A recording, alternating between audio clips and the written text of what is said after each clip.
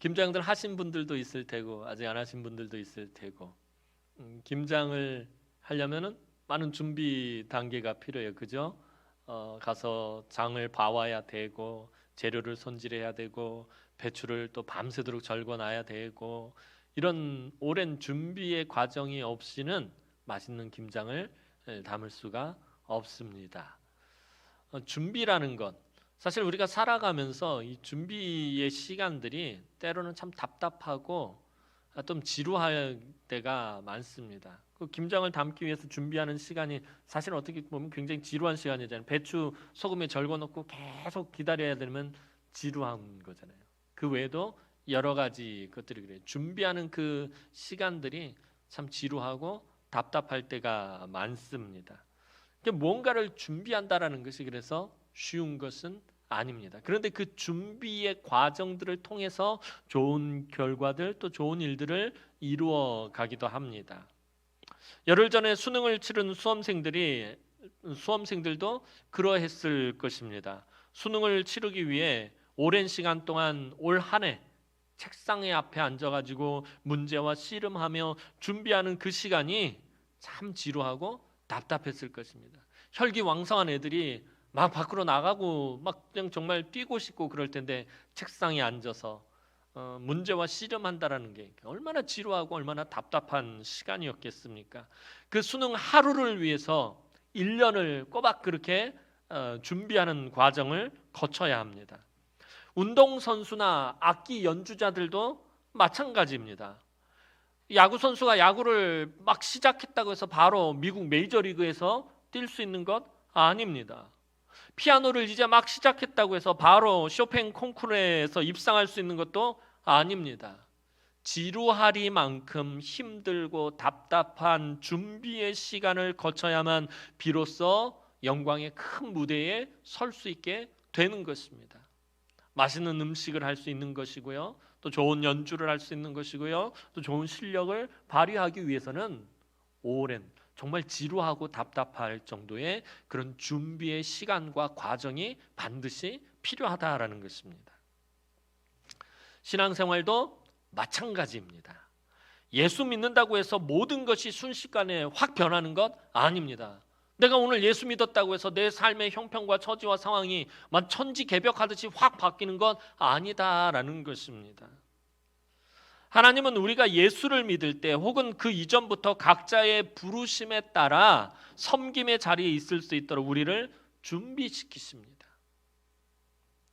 저와 여러분들이 그냥 예수 믿고 싶어서 그냥 그 자리에서 예수를 믿게 된 것이 아니라는 거예요. 저와 여러분들이 이미 존재하기도 전부터 태초부터 하나님은 저와 여러분들에 대한 계획을 가지고 계셨고 그 계획을 수천 년 동안 지루하리만큼 답답한 그 시간들 속에서 준비해 오셨다라는 것입니다. 그래서 오늘 저와 여러분들이 예수 믿게 된 것이고 이렇게 모여서 예배하게 된 것인 것입니다.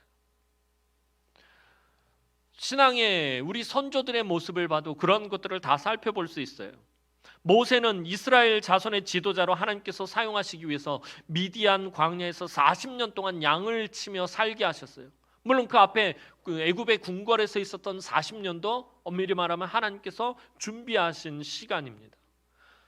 이스라엘 자손을 이끌기 위해서 모세는 무려 80년이라는 긴 시간 동안 준비의 그 과정, 준비의 시간을 거쳐야 했다라는 것입니다.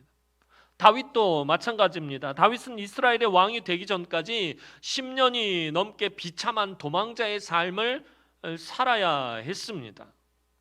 하나님이 그렇게 도망자의 삶을 살게 하셨습니다. 또 도망자의 삶을 살기 이전에는 아비의 집에서 양을 치면서 들로 산으로 그런 곳에서 지내야 했습니다. 그 모든 것들이 하나님께서 다윗을 준비하시는 준비 과정이었던 것입니다. 하나님은 이처럼 누군가를 부르시고 그 부르신 목적을 감당하기 위해 어떤 준비가 그 사람에게 먼저 있어야 할지 분명히 알고 계십니다. 우리의 믿음의 조상 아브라함도 하나님은 준비의 시간을 갖게 하셨습니다. 어느 날 갑자기 하나님께서 아브라함에게 나타나셔서 아브라함에게 너는 본토 친척 아비의 집을 떠나 내가 너에게 보여줄 땅으로 가라라고 명령하셨고 그때 아브라함이 바로 응하고서 움직인 것이 아니다라는 것입니다. 하나님은 아브라함을 이미 오래전부터 준비하고 계셨다라는 것입니다. 그런데 우리는 아브라함의 스토리를 접할 때면 항상 하나님이 아브라함을 본격적으로 등장하기 이전부터 아브라함을 준비하시는 시간을 가졌다는 사실을 놓치고 있을 때가 많아요. 참 성질 급한 우리들은 아브라함의 이야기가 본격적으로 시작하는 창세기 12장을 아브라함의 출발점으로 잡기 때문입니다. 아브라함의 스토리는 본격적으로 시작되는 것은 창세기 12장이 맞습니다. 그렇지만 아브라함의 이야기는 이미 그 전부터 시작되고 있다는 거예요. 근데 우리가 성경을 읽을 때 앞에 노아의 홍수 사건 흥미진진하게 읽고 그 다음에 창세기 11장에 오면은 이제 바벨탑 사건을 보면서 재밌게 그 바벨탑 사건까지 딱 읽는데 바벨탑 사건이 끝나면 뒤에 셈의 족보가 나오고 데라의 족보가 나옵니다. 족보가 나오면 우리는 본능적으로 건너뜁니다. 그렇죠? 재미가 없잖아요. 누가 누구를 낳고 누가 몇 세에 누구를 낳고 몇 세까지 살다가 죽었더라 이런 얘기가 계속 나오고 어떤 명단이 나오거나 족보가 나오거나 누구의 몇 세계는 이러하다 그러면서 이렇게 나오면은 여러분들 거의 그것을 정독 안 하잖아요. 그냥 건너뛰어 버립니다. 다음 이야기로 빨리 가야죠. 다음 이야기로. 족보가 뭐가 중요합니까? 그래서 우리 참 성경을 읽을 때 이러한 부분들을 건너뛸 때가 많아요. 그러다 보니까 하나님께서 아브라함을 창세기 12장에 부르시기 전에 이미 하나님은 아브라함을 만나셨고 아브라함을 준비시켰다는 그 과정을 놓쳐버리고 창세기 12장으로 넘어갈 때가 있다라는 것입니다. 사실 아브라함의 이야기가 시작되는 곳은 창세기 12장이 아니라 오늘 본문 창세기 11장입니다. 이 본문은 아브라함을 이해하기 위해서는 굉장히 중요한 본문입니다. 하나님과 아브라함의 관계는 창세기 12장에서 갑자기 시작하는 것이 아니라 그보다 훨씬 앞서서 오래전에 시작되고 있음을 오늘 본문은 우리에게 알려주고 있습니다. 그 얘기인즉슨 다시 말하면 하나님은 아주 오랫동안 아브라함을 준비하고 계셨다라는 것입니다. 이미 오래전부터 아브라함을 준비시키고 있었다라는 것입니다. 아브람으로 불리고 있던 당시 아브라함은 하나님이 어떤 계획을 갖고 자신을 부르셨는지 사실 알지 못했을 것입니다. 하지만 하나님은 분명히 아브라함을 준비하고 계셨다라는 것입니다. 하나님은 아브라함을 부르기 위해서 먼저 그의 아버지인 데라를 사용하셨습니다. 오늘 본문 27절 말씀 우리 다 함께 보도록 하겠습니다. 오늘 본문 27절 말씀입니다. 시작. 데라의 족보는 이러하니라. 데라는 아브람과 나홀과 하란을 낳고 하란은 롯을 낳았으며. 자, 데라의 족보는 이러하니라. 데라는 아브라함과 나홀과 하란을 낳고. 자, 이것은 마치 새로운 시대를 준비하기 위해 부르신 노아의 족보를 보는 것 같은 그런 느낌이 드는 것을 보게 됩니다. 27절을 통해 알 수 있는 것은 하나님이 다시금 새로운 시대를 준비하고 계신다라는 것입니다. 노아가 새 아들을 낳았듯이 데라가 새 아들을 낳았습니다. 노아의 아들 셈을 통해서 믿음의 계보를 이어가듯이 데라의 아들 아브라함을 통해서 믿음의 후손을 만드시기로 하나님은 계획을 세우셨습니다. 하나님은 그렇게 믿음의 후손을 만드실 장소로 가나안 땅을 준비하셨고 그곳으로 아브라함을 보내시기로 오래전부터 계획을 세워오셨습니다. 그리고 그 일을 준비하시고 진행해 오셨습니다. 그런데 여기서 우리가 주의해서 살펴볼 것은 가나안 땅으로 아브라함을 데리고 가려고 했던 사람은 그의 아버지 데라였다라는 것을 우리는 놓치고 지나갈 때가 있어요. 데라가 아브라함을 데리고 가나안 땅으로 가려고 했다라는 것입니다. 그것이 오늘 본문 31절 말씀입니다. 오늘 본문 31절 말씀 우리 다 함께 보도록 하겠습니다. 시작. 데라가 그 아들 아브람과 하란의 아들인 그의 손자 롯과 그의 며느리 아브람의 아내 사레를 데리고 갈대아인의 우르를 떠나 가나안 땅으로 가고자 하더니 하란에 이르러 거기 거류하였으며.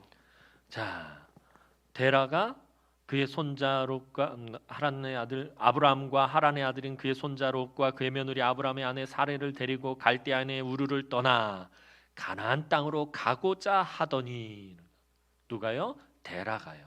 데라가 자기 가족을 데리고 가나안 땅으로 가고자 했다라는 것입니다. 근데 무슨 이유에서 가려고 했는지는 성경이 말하고 있지 않기 때문에 정확히 알 수는 없지만 분명한 것은 데라가 그의 가족과 함께 가나안으로 가려고 했다라는 것입니다. 그런데 또 무슨 문제가 있었는지 알 수 없지만 원래 살던 갈대아인의 우르를 떠나 가나안 땅으로 가던 데라와 그의 가족은 하란이라는 곳에서 멈추게 되고 그곳에 정착하게 됩니다. 어떤 이유에서 하란에 정착하게 되었는지 알 수는 없지만 가나안 땅으로 가려고 하는 것이 사실 아브라함에게는 낯선 것이 아니었다라는 것입니다. 이미 갈대아인의 우르에서 떠날 때 가나안 땅으로 가고자 했다라는 것입니다. 하나님께서 그렇게 준비시키셨고 그렇게 일을 진행해 왔기 때문에 이 아브라함에게 가나안 땅으로 가고자 하는 것은 갑자기 어느 날 갑자기 일어난 일이 아니다라는 것, 낯선 일이 아니었다라는 것입니다. 그리고 사실 원래 그들이 조상 대대로 살던 갈대아인의 우르를 떠나는 것도 쉬운 일은 아니었습니다. 갈대아인의 우르에는 데라의 친척과 데라의 형제들이 여전히 살고 있었을 것입니다. 데라의 가족, 그 조상 때부터 계속해서 갈대아인의 우르에서 살다가 데라가 자기의 가족들을 데리고 지금 떠나온 것입니다. 그러니까 갈대아인의 우르에는 데라의 형제들, 데라의 친척들이 여전히 살고 있었다라는 것입니다. 우르에서 친척과 형제의 집을 떠나는 이것을 아브라함은 이미 경험했다라는 것입니다. 친척과 본토를 떠나는 것을 아브라함은 이미 먼저 경험했고 그 또한 하나님의 준비 과정이었습니다. 얼마의 시간이 지난 후 하나님이 하란에 살던 아브라함에게 본토 친척 아비의 집을 떠나라고 하셨을 때 아브라함은 하나님의 이 말씀을 따라갈 준비가 이미 되어 있었다라는 것입니다. 우리는 오늘 본문을 건너뛰고 창세기 12장으로 가버리기 때문에 하란에서 하나님이 갑자기 나타나서 아브라함에게 너는 본토 친척 아비의 집을 떠나 내가 너에게 보여줄 땅으로 가라. 그때 막 급격하게 아브라함이 그 이야기를 듣고 그냥 막 정신없이 떠난 것처럼 우리 창세기 12장을 이해하기가 쉬운데 아닙니다. 이미 아브라함은 준비가 되어 있었다라는 거예요. 그래서 하나님의 이 말씀을 따라갈 준비가 되어 있었어요. 그래서 창세기 12장에서는 아브라함이 하란을 떠났을 때 뭐라고 표현을 하냐면 그가 말씀을 따라갔다라고 그렇게 표현을 하고 있어요. 본토 친척 아비의 집을 떠나라는 것은 아브라함에게 있어서 사실 갑작스러운 일은 아니었습니다. 다만 그 시기를 예상하지 못했을 뿐입니다. 가나안 땅으로 가는 것이 원래 목적이었고 하란에서 이제 잠시 정착해 있었기 때문에 그 시기, 이제 가나안 땅으로 가는 시기를 예상하지만 못하고 있었을 뿐이지 이게 가는 것 자체가 갑작스러운 일은 아니었다라는 것입니다. 그래서 그냥 그 시기를 몰랐기 때문에 창세기 12장을 읽으면서 갑작스러운 사건처럼 보여지는 것뿐입니다. 아브라함도 사실은 하란을 떠나는 게 쉬운 것은 아니었습니다. 엄밀히 말하면. 자, 오늘 우리가 읽진 않았지만 26절을 보면 데라가 아브라함을 낳을 때 나이가 70세입니다. 데라가 70세에 아브라함을 낳습니다. 그런데 아브라함이 하란을 떠날 때 나이가 75세입니다. 그런데 32절 오늘 마지막 절을 보면 데라가 몇 세에 죽냐면 205세에 죽습니다. 그러니까 아브라함이 하란을 떠날 때 데라가 살아있을까요? 죽었을까요? 살아있다라는 얘기예요. 이때 데라의 나이는 145세가 되는 것입니다. 이런저런 것들을 산수 못하는 제가 계산해도 이렇게 나오니까 여러분들 더 잘 아십니다. 아브라함이 하란을 떠날 때 하란에 데라가 살아 있었다라는 거예요. 그러니까 아브라함에게 있어서 아비의 집을 떠나라는 것은 사실 굉장히 어려운 일이었다라는 거예요. 아비의 집을 떠난다라는 것, 이게 왜 어려운 일이냐면 그 가운데서 또 어떤 문제가 있었냐면은 자, 아비의 집을 떠난다라는 말은 무엇을 의미하냐면 아버지로부터 받을 수 있는 모든 것을 다 포기한다라는 의미예요. 아버지의 재산을 다 포기한다라는 그런 의미도 담고 있는 것입니다. 아버지가 살아계신데 그곳을 떠나야 했고, 아버지의 재산을 다 포기하고 떠나야 했고, 또 전에 말씀드렸던 것처럼 고대 사회에서 그 친척과 본토, 아버지의 집을 떠난다라는 것은 굉장히 위험한 일입니다. 자기의 생명을 내놓는 일입니다. 고대 사회는 이 씨족과 부족 체계로 이렇게 형성이 돼 있어서 그 보호 안에 있어야 안전합니다. 만약에 그 공동체를 빠져나가게 되면 다른 씨족이나 다른 부족으로부터 공격을 받아서 죽을 수 있고 모든 걸 다 빼앗기고 약탈을 당하고 노예가 돼버릴 수 있기 때문에 굉장히 위험한 일인 것입니다. 그러니까 아브라함이 본토와 친척과 아버지의 집을 떠났다라는 것은 하나님이 그동안 준비해 오셨기 때문에 가능한 일이었다라는 것입니다. 어느 날 갑자기 할 수 있는 일이 아니었다라는 것입니다. 이처럼 하나님은 모든 계획을 천천히 잘 준비해 가시는 분이시다라는 것이에요. 그러니까 오늘 저와 여러분들이 어느 날 갑자기 예수를 탁 믿게 된 것이 아니다라는 거예요. 이미 저와 여러분들이 이 땅 가운데 존재하기도 전부터 태초부터 하나님께서 여러분들을 하나님의 자녀 삼으실 계획을 세우셨고 지금까지 준비해 오셨고 그 준비의 과정 속에서 저와 여러분들이 부르심을 받고 하나님 앞에 나오게 된 것이다라는 것입니다. 하나님은 그 하나님 나라의 역사를 통해서 모든 일들을 차근차근 천천히 차분하게 준비해 오셨어요. 그 준비 과정 속에 악한 원수 마귀 사탄의 그런 방해들이 끊임없이 있었어요. 그렇지만 하나님은 그런 것에 전혀 개의치 않으셨어요. 사탄이 방해를 하면 하나님은 또 새로운 계획, 새로운 준비를 하해 오셨던 거예요. 아담과 하와가 타락했을 때 여자의 후손으로 죄의 세력을 물리칠 승리의 계획을 하나님은 분명히 세우셨어요. 여자의 후손이 뱀의 머리를 밟을 것이다라고 하나님께서 승리의 계획을 세우셨어요. 그런데 사탄이 방해를 해서 그만 아벨이 가인에 의해서 죽임을 당하게 만듭니다. 아벨이 죽자 하나님은 새로운 씨를 주시죠. 셋을 통해서 그 계획을 보존하셨고요. 또 온 세상을 물로 심판하실 때는 노아를 통해서 그 계획을 보존하셨고요. 이제 아브라함을 통해서 약속의 후사를 주시며 그 계획을 이루어 가실 것을 보이지 않게 천천히 준비하고 계셨습니다. 이렇게 하나님이 모든 것을 준비하실 때 아브라함은 하나님이 이 놀라운 일에 자신을 준비하고 있다라는 것을 전혀 몰랐을 것입니다. 하나님이 얼마나 위대한 일을 또 위대한 계획을 세우시고 자기를 준비하고 있었는지 그때는 아브라함이 전혀 몰랐을 것입니다. 하지만 중요한 것은 하나님의 계획이 차근차근히 준비되고 있었다라는 것입니다. 그 어떤 방해가 있을지라도 하나님은 보이지 않게 그 모든 준비들을 해오셨습니다. 하나님은 아브라함뿐만 아니라 약속의 후사를 잉태할 아브라함의 아내 사레도 준비하고 있었습니다. 그것이 오늘 본문 30절 말씀입니다. 오늘 본문 30절 말씀 보도록 하겠습니다. 시작. 사레는 임신하지 못함으로 자식이 없었더라. 아브라함의 아내인 사레에 대해서 성경은 이렇게 이야기하면서 시작하고 있는 거예요. 사레는 임신하지 못함으로 자식이 없었더라. 사레는 여자로서 정말 견디기 힘든 시련으로 연단을 받으며 준비되고 있었습니다. 고대 사회에서는요, 여성의 가치가 어디에 있었느냐 하면은 여성의 가치가 아름다움이고 뭐고 그런 거 없어요. 여성의 가치가 고대 사회에서는 출산 능력에 있습니다. 얼마나 많은 자녀를 생산할 수 있느냐가 그 여성의 가치로 매겨지는 것이었습니다. 그런 사회에서 자녀를 낳지 못한다라는 것은 여성으로서뿐만 아니라 공동체 일원으로 정말 아무런 가치도 없고 존중받지도 못하는 아주 치명적인 결점이자 아픔이었다라는 거예요.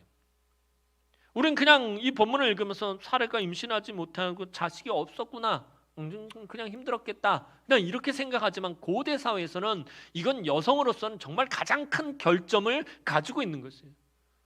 존재 가치 자체가 없어져 버리는 그런 일이 되어 버리는 것입니다.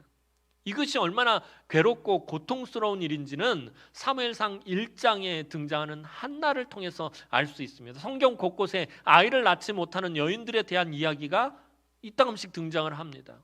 사실은 아브라함의 아들이었던 이삭도 처음에 아이를 낳지 못해서 하나님 앞에 매우 간절히 기도하는 것을 보게 됩니다. 삼손의 부모도 아들을 낳지 못해서 힘들고 어려운 때를 보냈고요. 한나 역시 그러했고요. 사무엘상 1장을 보면 동일한 이 사례와 동일한 아픔으로 고통을 당하던 한나를 통해서 하나님은 새로운 시대를 준비하시는 사건을 기록하고 있어요. 사무엘서는 전에 말씀드렸던 것처럼 다윗에 대한 이야기예요. 사무엘서의 핵심은 다윗의 스토리예요. 그런데 사무엘서 1장은 다윗의 이야기로 시작하고 있지 않고 아이를 낳지 못해서 고통을 받고 있는 한 여인의 이야기로 시작하고 있다라는 것입니다. 한나의 그 고통, 아이를 낳지 못하는 그 고통, 그래서 한나가 어떠한 모습으로 표현되고 있어요? 원통해하는, 아이를 낳지 못해서 원통해하고 있다는 거예요. 한나의 남편에게는 또 다른 아내가 있었어요. 근데 그 아내는 아이를 많이 낳는 거예요. 한나의 남편이 한나를 매우 많이 사랑하지만 아이를 낳지 못함으로 인해서 원통하다라는 거예요. 늘. 그 한나의 원통해하는 모습을 통해서 임신하지 못하는 사라의 아픔을 볼 수 있다라는 것입니다. 사라도 원통해하고 있었던 거예요. 한나처럼 그냥 눈물을 흘리면서 원통해하고 있었다는 거예요. 하지만 하나님은 그녀의 이런 아픔과 아이를 낳지 못하는 무능력함을 하나님의 뜻을 이루기 위해 준비시키는 과정에 결정적으로 사용하셨다라는 거예요. 아이러니하게도 사레가 약속의 후사를 낳는 어머니가 되려면 하나님의 직접적인 개입 없이는 임신하지 못하는 몸이 되어야만 했다라는 거예요.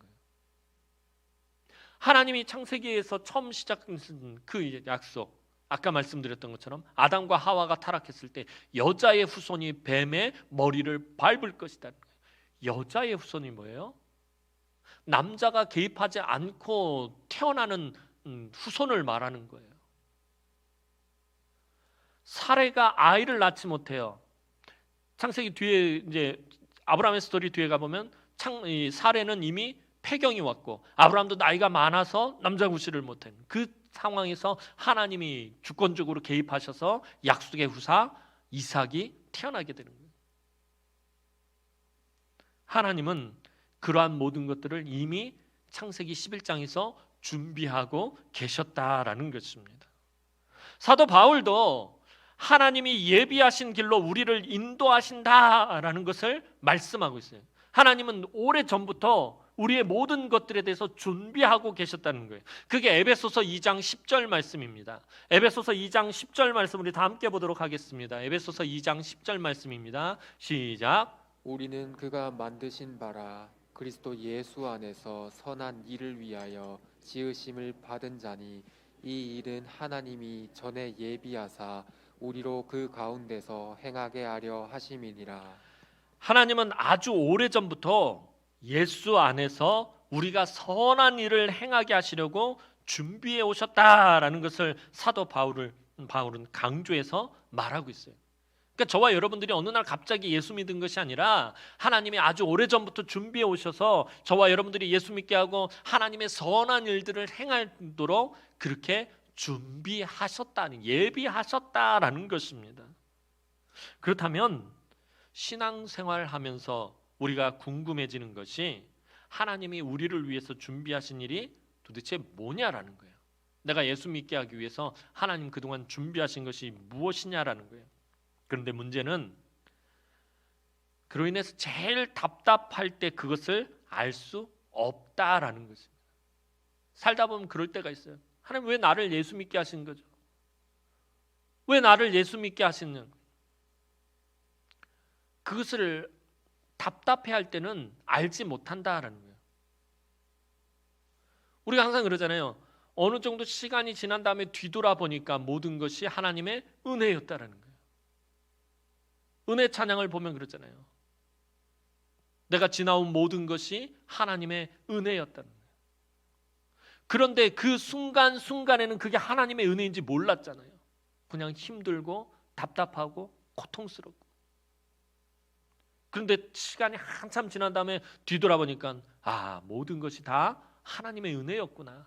당연한 것이 하나도 없었구나. 다 하나님의 은혜였구나 하는 것을 알게 돼요. 그런데 하나님이 준비해 오시는 그 과정 속에서는 우리가 알지 못한다라는 것입니다. 하나님의 뜻과 계획과 준비하심은 항상 우리로 하여금 모르게 진행하실 때가 많습니다. 애굽에서 왕자로 살던 모세는 자기가 갑자기 미디안 광야에서 양치는 목자의 삶으로 전락해. 내가 왜 이렇게 살아야 되는지 알 수가 없었다는 거예요. 하나님이 설명해 주지 않으셨어요. 애굽에서 40년 동안 왕자로 살다가 갑자기 미디안 광야의 천한 목자가 되어버렸던 거예요. 사무엘 선지자에게 다음번 이스라엘 왕으로 기름 부음 받은 다윗도 마찬가지예요. 왜 그토록 오랫동안 도망자의 삶을 살아야 하는지 몰랐다라는 거예요. 위대한 선지자 사무엘이 어느 날 와서 자기에게 머리에 기름을 부으면서 이스라엘 왕으로 세웠어요. 그런데 자기는 지금 비참한 도망자의 삶을 살고 있어요. 왜 그런지 몰라요. 하나님이 설명해 주지 않으시는 거예요. 아브라함도 갈대아인의 우르를 떠나고 하란에 정착할 때 자기를 향한 하나님의 위대한 계획이 있고 그것을 위해 자기가 준비되고 있다는 사실 모르고 살았어요. 사례도 자신이 왜 아이를 낳지 못하는 여인으로 왜 이렇게 비참한 삶을 살아야 하는지, 왜 이렇게 원통한 삶을 살아야 하는지 하나님께 아무런 설명을 듣지 못하고 그저 눈물로 버텨야 했을 것입니다. 모두가, 우리 믿음의 선조들 모두가 다 그랬어요. 한참 먼 훗날에, 시간이 한참 흐른 후에 사례 같은 경우에 약속의 후사를 낳고 나서야 비로소 하나님의 준비하심을 깨닫게 되었을 것입니다. 이 모든 것이 다 하나님의 은혜였고 하나님께서 준비해 오신 것들이었구나. 우리가 살아가면서 하나님의 준비하신 방법에 대해 안다면 좋겠지만 그렇지 못할 때가 대부분이에요. 삶의 순간순간 속에서 이게 하나님 준비하신 것인지, 또 하나님 어떤 방법으로 나를 이끌어 가시는지 알지 못할 때가 대부분이다라는 거. 그걸 알면 참 좋겠는데, 그죠? 고난이 찾아왔을 때 이 고난이 언제 끝날지 알면 참 좋겠는데, 이 고난을 하나님께서 왜 나에게 주시는지, 무엇을 준비시키는지 그것을 알려주시면서 그러시면 참 좋겠는데 대부분 그렇지가 않다라는 것입니다. 그래서 우리에게 요구되어지는 것이 무엇이에요? 그래서 우리에게 요구되어지는 것이 바로 믿음이다라는 것입니다. 그래서 믿음에 대해서 제가 여러 번 말씀을 드렸어요. 믿음은 무조건 받아들이고 무조건 믿는 것이 아니다라는 거예요. 하나님의 준비하심이라는 이 과정 속에서 본다면 믿음은 무조건 믿습니다. 무조건 받아들이는 그것은 맹목적인 것이에요. 창세기 12장에서 아브라함이 너는 본토 친척 아비의 집을 떠나 내가 너에게 보여줄 땅으로 가라 해서 무조건 믿습니다 하고 출발했다면 그거는 맹목적인 자기 신념일 뿐이었다는 거예요. 준비되어지는 과정 속에서 아브라함은 하나님과 관계성을 맺고 있었다는 거예요. 이렇게 하나님이 준비해가는 과정에서 끊임없이 실수하고 넘어지고 또 하나님 왜 그러신 거예요? 도대체 이게 뭐죠? 하면서 하나님께 질문하고 또 그것 때문에 삶에서 고민하며 그 답을 찾아가는 과정이 바로 믿음인 것입니다. 그 과정 속에서 하나님을 체험하고 하나님을 만나고 하나님이 나를 준비하고 계신다는 사실을 깨닫게 되고 계속 삶 가운데서 씨름하고 고민하는 거예요. 하나님 도대체 뭐죠? 하나님 나를 향하신, 내 자녀를 향하신, 이렇게 속을 빡빡 썩이는 내 자녀를 향하신 하나님의 뜻이 무엇이죠? 하나님께 계속 질문하고 물어가고 그러면서 답을 찾아가는 그 과정이 바로 믿음이다라는 것이에요. 다윗은 늘 그랬잖아요. 힘들고 어렵고 고통스러운 그 삶 가운데서 하나님께 묻고 또 묻고 그 물음을 통해서 다윗은 하나님을 체험하는 거예요. 그 물음에 하나님이 답을 하시면서 다윗은 하나님을 알아가는 거예요. 그리고 그 가운데서 다윗의 믿음이 생성되어지는 것이에요. 그래서 믿음은 하나님께서 이렇게 준비하시는 그 과정 속에서 우리에게 주시는 하나님의 선물인 것이에요.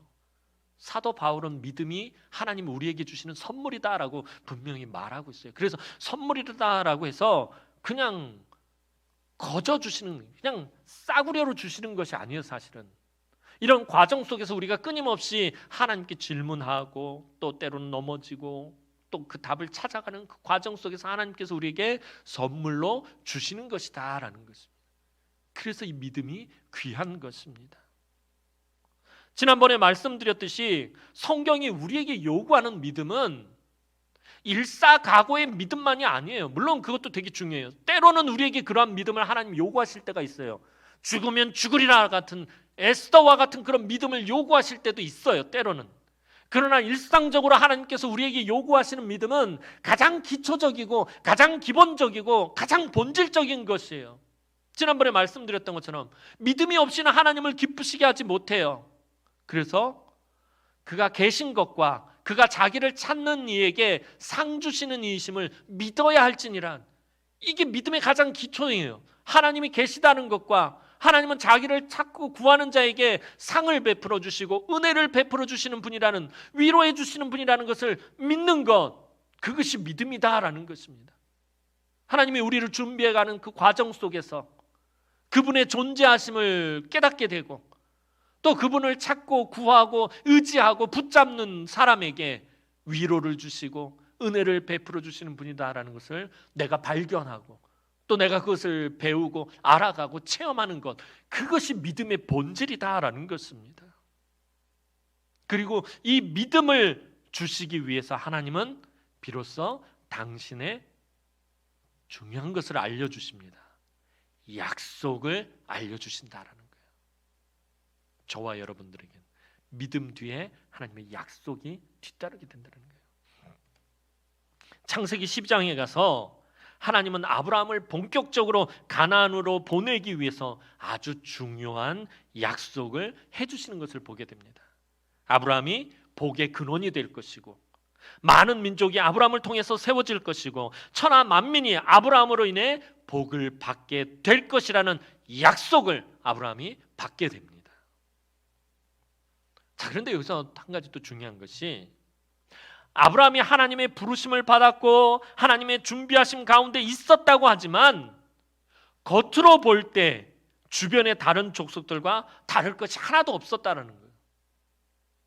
하나님의 준비하신 과정 속에 있고 하나님께 붙들려 있는 이 아브라함이 겉으로 볼 때는 다른 주변의 족속들과 다를 바가 하나도 없었다라는 것입니다. 오직 하나 다른 점이 있다면 하나님의 준비하심이 있었고 무엇보다도 하나님의 약속이 아브라함에게 있었다는 것이 전부예요. 그거 외에는 아무것도 없다는 거예요. 사랑하는 성도 여러분, 오늘 저와 여러분들도 마찬가지예요. 이 세상 사람들과 우리는 전혀 다를 바가 없어요. 예수 믿는다고 해서 여러분들 뒤에 갑자기 막 아우라가 나타나요. 막 후광이 나타나요. 예수 믿는 사람들 걸어가면 뒤에서 막 후광이 쫙 나타나요. 여러분들이 지나갈 때마다 꽃향기가 확, 그런 거 없잖아요. 예수 믿었다고 해서 뭔가 확 달라지는 것, 변화되어지는 것 없다는 거예요. 아브라함도 마찬가지였다는 거예요. 예수 믿는다고 해서 여러분들 아침에 여러분들 집 앞에 만나가 내리지 않잖아요. 세상 사람들하고 다르게 아침에 딱 일어났는데 여러분들 집 앞에 만나가 싹 내려져 있어요. 여러분들이 딱 이제 출근하려고 딱 나왔더니 하나님의 구름 기둥과 불 기둥이 여러분들을 인도해. 그렇지 않잖아요. 이 세상 사람보다 더 잘 사는 것도 아니고 이 세상 사람들보다 더 똑똑해지는 것도 아니고 더 건강한 것도 아니고 더 성공하는 것도 아닙니다. 세상 사람들과 비교해서 고난이나 삶의 문제가 없는 것도 아니에요. 그런데 이 세상 사람들과 우리가 구별되는 것은 하나님이 우리를 태초부터 준비하셨고 우리에게 무엇을 주셨다? 약속의 말씀을 주셨다는 거예요. 이게 세상 사람들과 우리가 다른 거예요. 똑같은 삶을 살아가고 있지만 세상 사람들에게는 약속이 없어요. 그러나 저와 여러분들에게는 약속이 있다라는 거예요. 영생에 대한 약속이 있고요. 하나님 나라에 대한 약속이 있고요. 하나님 나라의 상급에 대한 약속이 저와 여러분들에겐 있다라는 것입니다. 사실 엄밀히 따져보면요, 우리는 아브라함보다 더 복을 받은 사람인지도 모르겠어요. 말씀을 묵상하면서 그런 생각이 문득 드는 거예요. 아브라함보다 내가 더 복을 받은 사람이구나. 왜냐하면 아브라함보다 저와 여러분들이 훨씬 더 유리하고 좋은 환경 가운데 있다라는 것입니다. 사실 우리에게는 우리 믿음의 선조들이 겪은 모든 일들, 아브라함이 어떤 시행착오를 겪었는지, 이삭이 또 어떻게 살았는지, 요셉은 어떻게 살았고, 야곱은 어떻게 살았고, 다윗은 어떻게 살았는지, 우리 믿음의 선조들이 겪은 모든 일을 기록해 놓은, 하나님 나라의 역사를 기록해 놓은 무엇이 우리에게 있다는 거예요? 성경이 우리에게 있다는 거예요. 우리는 붙잡을 성경 말씀, 하나님의 말씀. 아브라함은 성경이 없었어요. 약속의 후사였던 이삭에게도 성경이 없었어요. 하나님의 사랑을 받았던 야곱에게도 성경이 없었어요. 그렇게 정결하게 살았던 요셉에게도 성경은 없었어요. 그런데 저와 여러분들에게는 하나님의 말씀, 약속으로 온통 가득 찬, 그래서 하나님의 오래된 약속 구약, 하나님의 새로운 약속 신약 성경, 신구약 성경이 저와 여러분들, 이 약속의 말씀이 저와 여러분들에겐 주어져 있다라는 거예요. 이게 얼마나 유리한 환경인지 몰라요. 이런 면에서 본다면 아브라함보다 저와 여러분들은 더 복을 받은 사람들이에요. 아브라함은요, 자기 본토 친척 아비의 집을 떠나면서 붙잡을 수 있는 것이 아무것도 없었어요. 저와 여러분들은요, 힘들고 어려운 고난을 만나면 붙잡을 약속의 말씀이라도 있어요.